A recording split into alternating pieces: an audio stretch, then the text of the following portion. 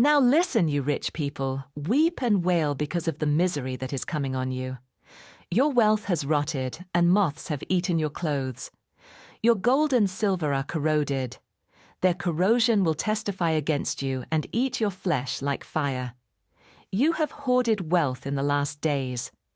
Look, the wages you failed to pay the workers who mowed your fields are crying out against you. The cries of the harvesters have reached the ears of the Lord Almighty. You have lived on earth in luxury and self-indulgence. You have fattened yourselves in the day of slaughter. You have condemned and murdered the innocent one, who was not opposing you. So we've been walking through the book of James, right? It's been full of all this incredible practical wisdom. But right here, things are about to take a sharp turn. The friendly teacher we've gotten to know, he kind of steps aside. And in his place, a fiery prophet steps up. The whole tone shifts from instruction to this full-on confrontational warning. Honestly, it's one of the most intense parts of the entire letter. And it starts with a thunderclap. Just bam. No gentle introduction. No, hey, can we talk? He points directly at a specific group of people and gives them a command. Weep and wail. This isn't a suggestion. It's a dead serious warning that disaster is right around the corner. And that is the absolute key to understanding this. You've got to get this. What we're about to read is not a financial planning seminar. It's a prophetic judgment. It's a verdict being handed down on a group whose actions have been weighed and found wanting. Okay, so that brings us to our first major point here, a prophetic turning point. To really get what's happening, you have to picture James switching roles. It's like he's taking off the hat of a local pastor and putting on the heavy mantle of an Old Testament prophet. He's speaking with a totally different level of authority and, a new kind of urgency. What's so fascinating is how much his style sounds like the prophets Isaiah or Amos. I mean, these were the guys who stood in front of powerful, wealthy nations and basically shouted, your injustice, your oppression of the poor, it's going to be your downfall. James is tapping right into that same powerful tradition. He's framing this whole thing not just as a personal sin, but as a crisis of justice for the whole society, one that has definitely caught God's attention. So let's move on and see how he builds his case. Our second point, wealth that rots. See, James doesn't just condemn the rich. He actually calls their source of security, their money, to the witness stand to testify against them. The very wealth they trusted in becomes the proof of a deeply corrupted heart. So what's the evidence in this divine courtroom? James lays it out. Exhibit A, the very things they put their faith in. He says your wealth, it's rotted. Your expensive clothes, they're being eaten by moths. Even your gold and silver, the stuff you thought would last forever, is corroding. And the charge is that you've been hoarding all this treasure in the last days, an era he believes has already started, which makes stockpiling not just pointless, but a deep sin when people all around you are in need. This leads us right to the heart of the accusation in our third section, the cries of the unpaid. Because all this hoarding, it's not happening in a vacuum. It's being paid for by exploitation. And James makes it crystal clear that this injustice has a voice that reaches all the way to the throne of God. And here it is, the central charge, laid bare. Withholding wages from your workers, this was a massive deal, a direct violation of God's law and a profound injustice.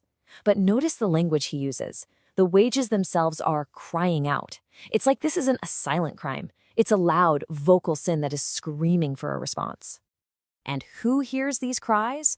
James uses a very specific title for God here, the Lord of Hosts. Now that isn't just a fancy, generic name. It's a military title. It means commander of armies. By using this name, James is sending a chilling message. The God who commands the armies of heaven is the general who fights for the exploited. This isn't just a moral issue anymore. It's a declaration of war. I mean, the contrast he paints could not be more stark. On one side, you've got the rich living in luxury, fattening themselves for what he calls a day of slaughter, totally clueless about the judgment that's coming. And on the other side, you've got the oppressed laborers, their wages stolen, whose only recourse is to cry out for justice. Then James just takes it one step further. He says, you have condemned and murdered the innocent. By holding back the money someone needs to live to feed their family, you are, in effect, killing them. This isn't just him being dramatic. He's reframing economic exploitation as what it truly is, a matter of life and death. So let's dive into our fourth section of Verdict of Fire. This is where we connect all these specific actions back to the fundamental truths about who God is. This isn't just about bad behavior. It's a direct violation of God's very character. See, the really crucial thing here is that these actions aren't just unethical. They're a kind of theological rebellion. Hoarding wealth is an act of presumption. It's basically telling God, I don't trust you to provide. I'll take care of my own future. Exploiting the poor is an act of injustice, which is a direct attack on the character of a God who is known for defending the vulnerable. It's a total violation of who he is. And of course, James didn't just come up with this on his own. He's echoing his teacher, Jesus, who asked this ultimate question, right? Forcing us to weigh what we can pile up on earth against our eternal soul. Gaining the whole world at the cost of your soul? Well, it's the worst deal in history. So this brings us to the final and most important question in our last section, the enduring investment. After a warning this intense, we have to ask ourselves, if all this earthly wealth is just going to rot and burn, then where in the world can we find true, lasting security? Okay, now let's be super clear about something. James is not saying that having money is evil. The Bible is full of wealthy people who were deeply faithful to God. The problem isn't the possession of wealth. The problem is the trust we place in it. It's when our bank account becomes our savior, our portfolio becomes our security blanket, and our net worth becomes our identity. That's when we've crossed a very dangerous line.